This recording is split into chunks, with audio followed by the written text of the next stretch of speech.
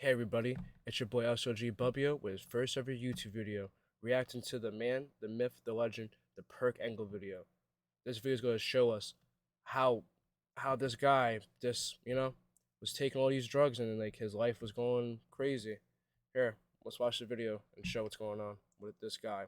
When I was growing up watching TNA wrestling and WB wrestling, Kurt Angle was one of my favorite wrestlers.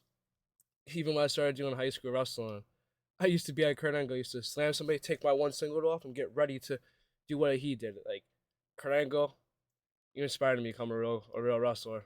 Man! Alright, Shove It Squad, I got another big one for you today, and I'm not talking about the Hawk's genitals. Recently on YouTube, Perc Angle videos have gained popularity, and people are starting to pay a bit more attention to the TNA run of Kurt Angle. It makes me want to punch a brick when I see that people slept on Kurt's TNA run. If you were one of those people that missed it, it means you literally missed 10 years of his career. 10 years? And it wasn't like he was doing nothing. Wow. He was having some of the best matches of his life during this time, all whilst being on a perk. A perk, Now when we say Perc Angle, people are of course referring to the time period in TNA between 2007 and 2013 when he was sipping on a dangerous cocktail each night. The cocktail was Somas, Xanax and alcohol. Try and ordering that in your local.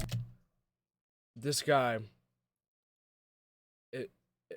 this guy is made out of like steel or something. There's no way this guy's alive at this point in time with all this stuff. His body is just like rejecting everything. Like his body's probably all shot. Like his liver's probably dead. Pub.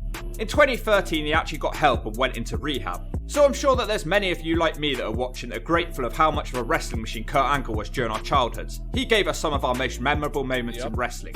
One thing that's making this video has taught me is Kurt Angle really loves cage matches.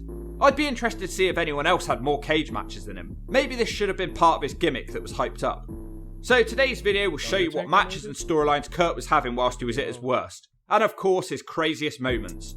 If I missed anything out, I'm sorry. He was literally on TV every week for the entire 6-year period we're looking at today. This video took ages to make, so shut up or I'll smack you one.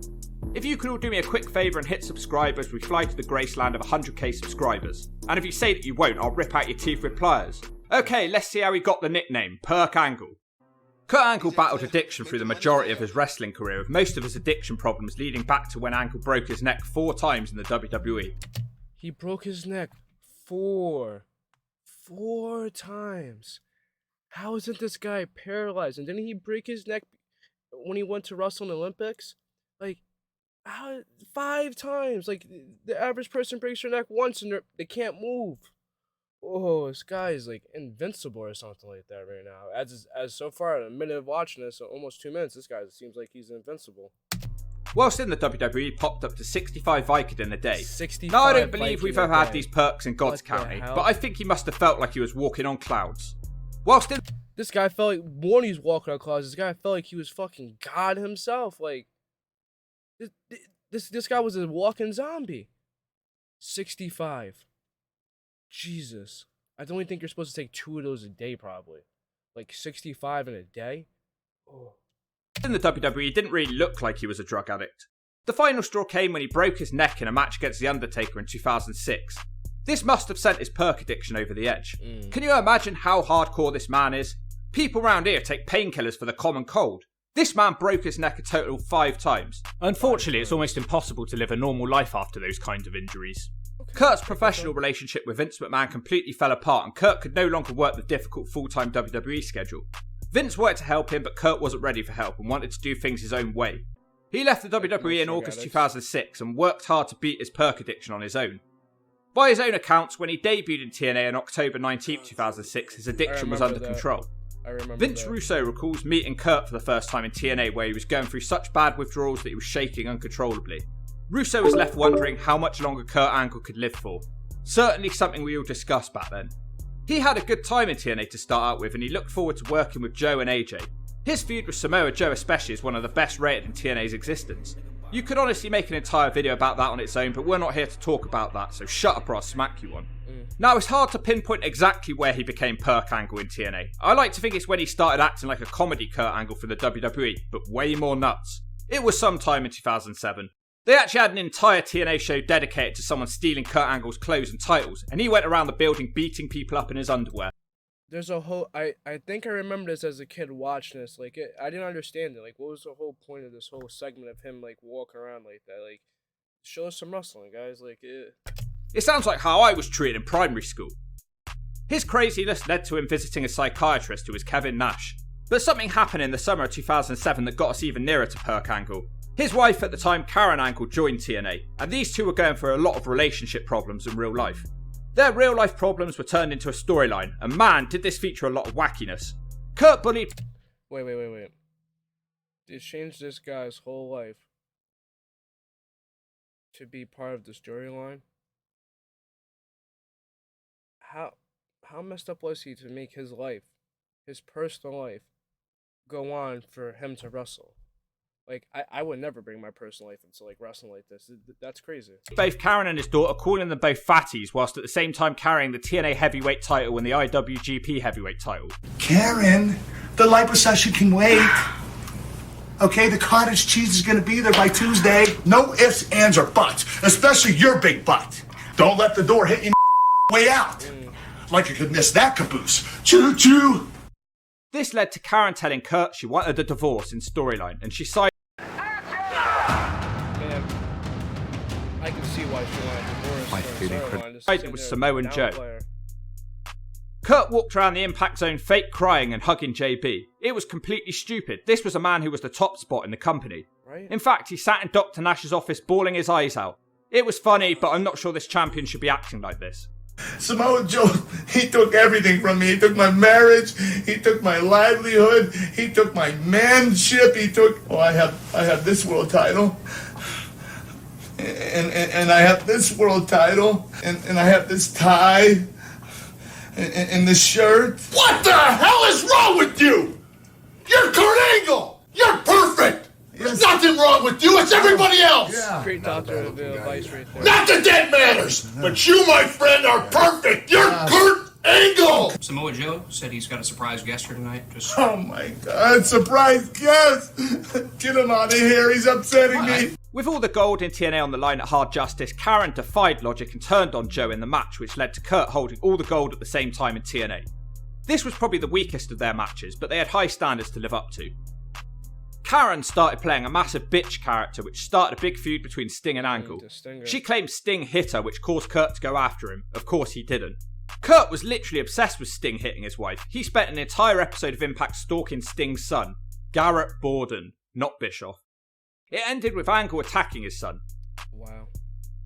The same month, we have official proof that Angle had slipped back into his bad ways. He picks up a DUI after leaving a bar and nearly crashing his car into a road sign, and he failed a police sobriety test. There's been a lot of different stories of events of what happened here, including that the police officer found him with a bunch of perks hanging out his mouth as he declared that he was innocent. The DUI was overturned a year later and Kurt was found innocent. But he was obviously up to something. You don't get into these situations if you're completely innocent. Despite that, he still main evented TNA's biggest show of the year, Bound for Glory, against Sting just 2 weeks after. And this is where we see our first Perc Angle offense. Wow. During the match with Sting, the heel Kurt Angle completely randomly decided to do a 450 from the top rope. Except, he was off balance when he jumped and it botched. But it's the coolest botch I've ever seen, as it looks like a 450 knee drop which almost kills the Stinger. Dude, Sting looked like he should have been killed, but he kicked out of the Soma Swanton. The Stinger then beat him with the death drop and took his world title away after a reign of 119 days. Kurt has since said that he thought moving to a small company would help his addictions, but there were so many old school guys in TNA who liked to drink, and Angle soon became one of them. Kurt literally won the belt back from Sting a week later, but he didn't do any 450s this time. Yeah, like, I think, like, I heard, like, from one of these videos I watched before or something like that, like, all these, like, WCW guys are just, like, big pill poppers and, like, partiers and stuff. Like, even though they're old, they're still, like, trying to live back in the days like rock stars. So maybe that's, like, what made him go more into the deep end, hanging out with those old school guys or peer pressuring them, saying, hey, like, the old days, you know? The next week, Kurt was seen crying on TV again because his dad never told him that he loved him. Wait, but don't what? feel too bad for Kurt, as he started his own family in TNA, with Tomko and AJ Styles joining him and Karen to form the Angle Alliance. This was despite both Tomko and AJ also being members of Christian's coalition at the same time. This wacky comedy angle went on for ages. Kurt dressed up as a pilgrim at Thanksgiving and hosted a meal with the TNA locker room. Kurt had the same talent in WWE. No matter what he was doing, no matter how stupid, he still stayed legit and believable in the ring. AJ Styles was another complete idiot this time, and he was desperate to bring Christian and Kurt Angle together as friends. Honestly, the wrestling wasn't great at this time, but it gets better. Anyway, Angle and Christian kept fighting over who got AJ Styles. Why would either of them want him? He was a complete joke at this point. Yes, I said it, AJ Styles was a joke. It's true, it's true. We had skits of AJ trying to peel bananas with his feet, thinking he was Christian's son, rolling around on desks like a moron, and being the butt of all TNA jokes, almost to Eric Young levels. AJ was given an ultimatum to decide who he was with as Angle and Christian squared off at Final Resolution 2008. Angle actually connected with his first moonsault in this match, but bigger news, AJ Styles revealed that he's with no one. Oops, wrong video, he actually revealed he's with Angle and turned against his father. Good match though. Tomko didn't join the alliance though. The deal here is essentially that AJ chose Kurt over Christian because he wanted to be closer to Karen Angle. Tomko also reluctantly came back on board after a while. Karen Angle was aware of AJ's crush and used her womanly qualities to control him. Kurt called him Prince AJ and gave him a crown. Kurt and Karen decided to renew their wedding vows with AJ in audience. When it came to the I do's, Joe and Nash interrupted the proceedings and beat everyone up. The Padre was knocked down, and when he got up he accidentally pronounced AJ and Karen man and wife. For some reason everyone went along with this. How does that even make sense? AJ seemed to soften Karen as she actually fell for him. Kurt didn't seem to care about any of this and he was more interested in the heavyweight title. This wasn't the last TNA love triangle he'd be involved with. Kurt floored her in a match again. So basically, Kurt Angle, for most of his TNA career, was just showing his whole life to everybody. And just making it be like, hey, look, I'm this crazed man, like, my family's here, I guess, like, this is a lot so far within, like, almost 7 minutes, and that's, like, Kurt Angle is just, like, a crazed man, like, just trying to wrestle and just trying to make something of himself, I guess. Show you the best. It's Nash, but he didn't care about the pain he had caused her and carried on wrestling. He moved back to feuding with Samoa Joe, who was coming for his world title. Kurt told Karen that as long as there's a match between him and Joe, their marriage no longer exists. Now this match took place at Lockdown 2008 in a cage. This one is famous for drawing a lot of inspiration from MMA. Kurt went as far as having Karen taken away as he didn't want her to distract him. This match isn't for everyone. It's high on submissions and technical stuff. Some people call this Kurt's best TNA match. Either way, he's hitting the Percs hard at this point, and the fact he's pulled off this match tells you how crazy Angle was in the ring. Joe won the match to capture the heavyweight title and end Angle's run after 180 days. With his title gone, Angle decided he wanted his wife back. He confessed she'd kicked him out. Kurt's sincerity didn't last as he screamed at her and called her a prostitute, with Prince AJ making the save. Angle tried again the next week to win her back but still fell, so of course this is all leading to an AJ vs Kurt pay-per-view match. And this match was at Slammiversary 2008 and it was great. In the match, Kurt put Styles over, but more importantly, he helped AJ ditch the comedy routine and become a wrestler to be taken seriously for the first time in a long time. But this feud is not done. They had lots of matches over the next 2 months. By far the best is at Hard Justice 2008. The two squared off in a last man standing match. Here's a little factoid for you. The senton off the ramp happened with AJ in this match first before the Abyss one. Angle's nuts for doing it though. Yeah, he's right. You have to be nuts to sit there and run and just throw your body and pray to God that you're going to make it hit that guy. Like, because I'm telling you right now, like, you can see it in his face. He doesn't think he's going to make it. He's AJ like, wins their clash again with probably the most devastating DDT I think I've ever seen from the top rope. Crazy to do that on someone with a history of neck problems like Angle. Now what I haven't touched on is something that some people might be smacking their computers over right now because I haven't said it yet. Who cares if I haven't said it? If you already knew it, why'd you care so much? Well, for the benefit of people who weren't following TNA, this whole storyline of Kurt's marriage falling apart was actually real. Well, minus the AJ Styles part. Kurt and Karen were having big problems, and in October 2008 their divorce was finalised. What happened next can only be described as one of the most real-life wrestling storylines in wrestling history. How Kurt went along with all this stuff is beyond me. Exactly. A wild slapnuts appears. How about Jeff Jarrett? Jeff Jarrett returned after a long spell away to start a personal feud with Angle.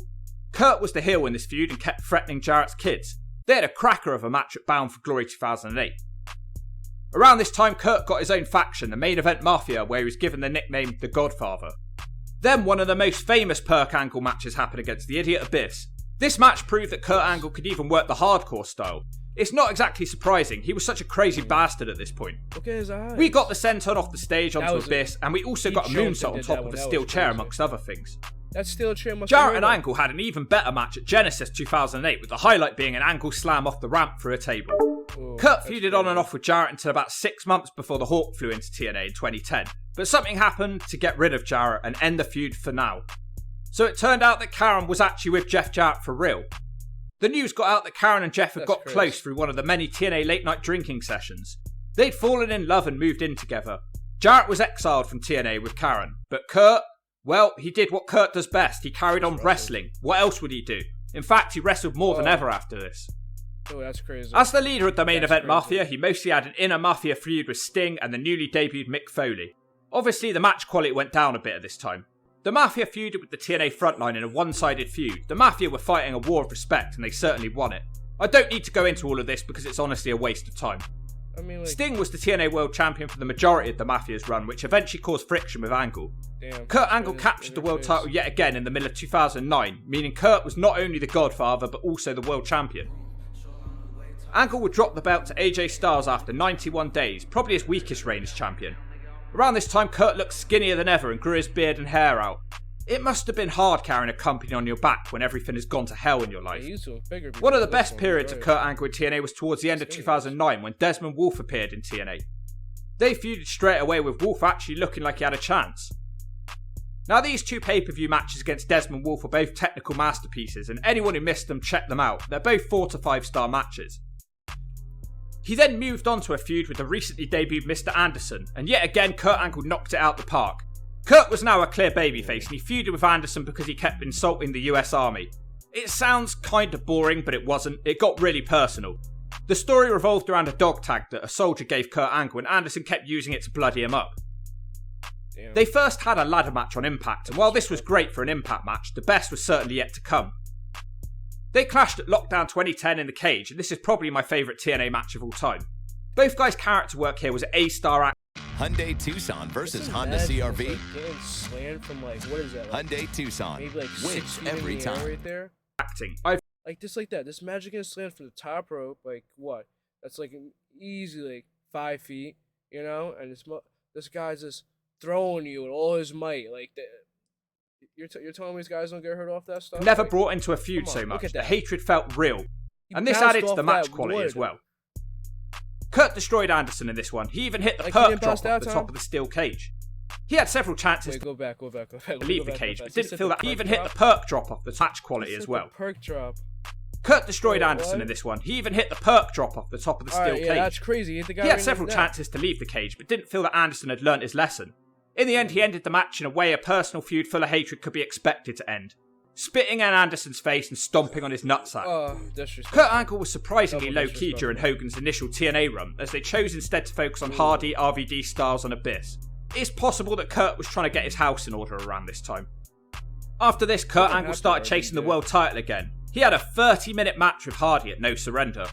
What's clear by this point is most people seem to have their best TNA matches with Kurt Angle, and his name was one you looked out for on a pay-per-view card. The match was ruled as a draw after 30 minutes. Right there? Kurt's determination to recapture the TNA World title would have to wait, as a wild slapnuts reappeared in TNA. Except this time, he was with Karen. They were now married, so we were God. introduced to Karen Jarrett for the first time. Ooh, The fact how- that Kurt had the restraint Oh my god. Imagine that. This guy marries your ex-wife and she comes out and like she just comes out and you see her like you don't want to see your ex and now she's like part of wrestling with you. Like what are you gonna do? Like what the hell? not to tear Jarrett apart has always surprised me Yeah, to I this would day. Kill this guy. He also had to stand in the ring face to face with his ex-wife as the camera awkwardly searched around for drama I for want 30 to know seconds. what to do. Can you imagine having That to was do me. this with an ex?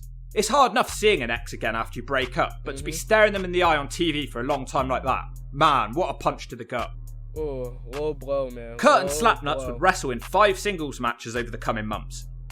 Against all odds, they had their first proper match, which had constant interference from Karen Ankle Jarrett. slam him. Slappy won the match with the stipulation being that Kurt would now need to walk his ex-wife down the aisle as Karen and Jeff renewed their wedding vows. Disrespectful, Okay, my I take it man. back. That last thing was hard, but it's another level, man. Kurt is a bigger man than the Hawk. Kurt did get to ruin the ceremony once, but then they held it again without trouble. See, you do it one time, Unfortunately, you no AJ Styles this time, and Kurt just watched on with an expression on his face that was hard to read. Jeff said things during the reading of the vows such as how Karen's now married to a real man, and Karen talked about how good their sex life is. Within weeks, Angle was arrested again after being found passed out in his car on the median. You don't blame this guy? I wouldn't blame him for this one. Like, you just watched your ex-wife get married on live television, and you had to walk her out. Like, this guy's life was falling apart, and people didn't look at it. And, like, I didn't know about it as a kid. Like, I watched this as a kid. Like, I remember all this as a kid of watching this. Like, this is crazy that he was just playing, like, he played his character good. He never broke fade. Like, there's some of these people in this industry who don't break their character, and it's wonderful about that. But then you don't know about their lives. Like, there's a lot of people in this industry that, like, are drug addicts, alcoholics, like, that do crazy things, like, and we don't know about it because when we see them on TV, they're that character, they're this guy, they're that woman. We don't really see who they are for the person they are, and it's just crazy. Like, this guy was probably a nice guy, and everything went crumbling with his marriage being on TNA for millions of people to see live, and then she goes out and marries Jeff Jarrett and comes out and has to walk her out. Like, this is crazy. When he made it home, he didn't have the key to get in. Always wanted to say the word medium and never had the chance. There we go. Look, this storyline with Jeff and his ex-wife clearly wasn't doing any good for him. TNA and the Jarretts have to be held accountable for this because the proof is in the pudding. If you were a decent person, you'd be able to see that Kurt was hurting and terminate this storyline now. But hey, they didn't. Instead, they decided to start involving the kids that Karen had with Kurt. Now you've got the kids. Karen Come rubbed on. Kurt's face in it and said they were now Jeff's kids. The whole time in real life they were living with Jeff. So you know for sure this kicked Angle even more whilst he was down. Kurt and Jarrett clashed again at Lockdown 2011 in a 2 out of 3 falls cage match. Kurt almost died several times in this matchup. There was a botched top rope powerbomb where it looked like Kurt was spiked on his neck. And of course the Perc drop off the cage. Oh my god, how did he die? The botched top rope powerbomb where it looked like Kurt was spiked on his neck. And of course the Perc drop off the cage that barely connected. Loved this match, but everything that was going on in Angle's life, it felt like he didn't care if he lived or died. My man overshot that. Jarrett won the match again thanks to cheating. After this, Karen ended up getting knocked down some stairs, which led to Kurt winning the next pay-per-view clash against Jarrett at Slammiversary. Kurt then finalised the feud after beating Jarrett up in a parking lot brawl, which banished Slapnuts to Mexico where he belongs. So what's next now that Slapnuts and his bitch ex-wife are gone? Well, Kurt won his world title back from the Stinger, but the next month he was arrested again whilst holding the main title in TNA. Once again, it was for driving under the influence. How does this man still have a driving licence at this point? Are they really that lenient in the... You make all this money, right? How can't you pay for a personal driver at this point in time? Or like, why don't you just go, hey bro, you think we can like carpool or something like that, you know? Something like that, man. Like, think about it, man. You got like 4 DUIs or some shit like that by now. Like, I think they take your license out there too. The US or something. Whilst this was going on, the Bound for Glory series was taking place. This was a long-running point-scoring tournament, and Robert Roode had surprised everyone and won the whole thing. He would go up against Angle, who played his part really well. He was the world champion with hundreds of main events to his name, and Roode was essentially a nobody compared to Angle. Kurt Angle looked seriously ill at this point, although I'm told he'd slimmed down for a movie role here, presumably to play the part of a homeless crackhead. Looks aside, Kurt still had the goods in the ring. Angle did almost die again in this match from an overhead suplex on his neck again. Probably Robert Roode's best TNA. The Farmer's Dog. They make and deliver fresh and healthy human-grade dog food right to your door. But here's the matchup to this point, but he didn't win and the internet was in outrage. The next night, James Storm beat Kurt Angle with the last call super kick for the world title only a minute into the match. So in the end, the internet got what they wanted, I guess. Storm proved it wasn't a fluke and he beat Kurt a second time on pay-per-view. After that, there wasn't that much left for Perc Angle, who was in a feud with Jeff Hardy because he was jealous that his son liked Jeff Hardy's stupid armbands. I'm not kidding. After that, Kurt briefly feuded with AJ Styles again. They had an excellent pay-per-view match, but it was more of a friendly rivalry kind of match. They then captured the World Tag Team titles, and they had a good match at both Slammiversary and No Surrender 2012. They would lose their titles on Impact to Daniels and Kazarian. Then they had an excellent triple threat match at Bound for Glory, but unfortunately, they lost the match to Chavo Guerrero and Hernandez. They were trying to rip off LAX again. Okay, it was actually Chavo's best TNA match, so hit me with a brick. The Aces and Eights storyline then started, which was a big storyline in TNA. It was a big group of masked bikers invading TNA and nobody knew who they were. As Kurt wasn't a champion at this time, he had nothing better to do and was pretty much the leader of the TNA locker room against the bikers. Needless to say that all of the matches they had sucked. Every single one of them. I have nothing positive to say about any. It's just not possible. The guys he was facing were all terrible and it was made worse by them wearing a mask. It was impossible to care about Perc Angle versus a large masked man on pay-per-view. TNA was running this thing called Gut Check, where jobbers from the indies could come into TNA and try to wrestle for a chance at a TNA contract. It was revealed that Perc Angle somehow had a friendship with Wes Pisco. I thought I was going to get through this year without having to mention the guy again. Maybe at 100k subscribers, but not until Graceland. Kurt vouched for Wes and told TNA management what a great wrestler Wes was. He helped him get through the door in TNA through the Gut Check program. Despite Kurt Angle vouching for Wes, it turned out that he was a member of the Aces and Eights. He turned on Kurt Angle. What an ungrateful little piss face. They actually had a pay-per-view match at Lockdown 2013. Kurt Angle versus Wes Pisco. This ended Kurt Angle's amazing run of matches at Lockdown. The match was boring, and luckily Kurt Angle focused on working safe and helping the Green Pisco through the match. There were no cage perk drops to be found in this one. D'Lo Brown interfered in 2013 and he caused Wes Pisco to beat Kurt Angle. Moving on quickly. Honestly, you can skip the entire first half of 2013 Kurt Angle. You know you suck if Kurt Angle can't even get a good match out of you. One last match to talk about, the only good match in the first half of 2013. Kurt Angle versus AJ Styles, who was doing his emo gimmick. He didn't want to help with the Aces and Eights, and Kurt took offence with this. This is a good strong style match with AJ playing a different character to usual. It's completely different to their other matches. Wow. Easily the best Angle match for a long time at this point. This would lead me to think that there was obviously something up with Angle, other than how much the Aces and Eights sucked. And he was then proven to still be having personal struggles. He was arrested again for drink driving in August 2013 and Kurt finally decided enough was enough and he checked himself into rehab, thus putting an end to Perc Angle. Surprisingly, Kurt broke his neck 4 times in the WWE, but despite all the crazy stuff he did in TNA, he never broke his neck there. So Kurt on a Perc had some sort of invincibility. In TNA, he had some of the best matches of his entire career. There are several on here that belong in his top 10 of all time. Do not overlook them just because they're in TNA. Kurt gave several wrestlers their best TNA matches. Matt Morgan, Wes Briscoe, Chavo Guerrero, Desmond Wolfe, Mr. Anderson. I mean, the list is endless. Angle describes himself as a functioning drug addict, and that certainly seemed to be the case. A lot of people did their best work on drugs, and I'm not condoning that in any way, it's just a fact. When you no longer care, you can do your best work. You work without pressure. It's a miracle Angle didn't die in TNA. Oh, hell yeah. Yeah, and one last thing I didn't really get to mention on a serious note. Apparently the reason that Kurt Angle stayed such a wrestling machine is because he felt like he'd lost everything else in his life and he thought that wrestling was the only thing he could succeed at, so he had to be the best. Let me know if I missed any Perc Angle moments out. What was your favourite Perc Angle moment, and what did you think of his TNA run after he cleaned himself up? And if you didn't like Perc Angle, I'll grab your arm and put it through the mangle. I think I like Perc Angle. See, my thing about this right now is, man, like, watching this video, like, he was a man who lost his whole life, basically, and we all watched him lose his life, and this story was part of a storyline, some made-up thing, but in reality, this guy was hurting. And us as kids, and some of us as teenagers, and some big wrestling fans probably didn't even know what was going on. Because, like, he was hiding it so well, and it just became part of this storyline matchup right here.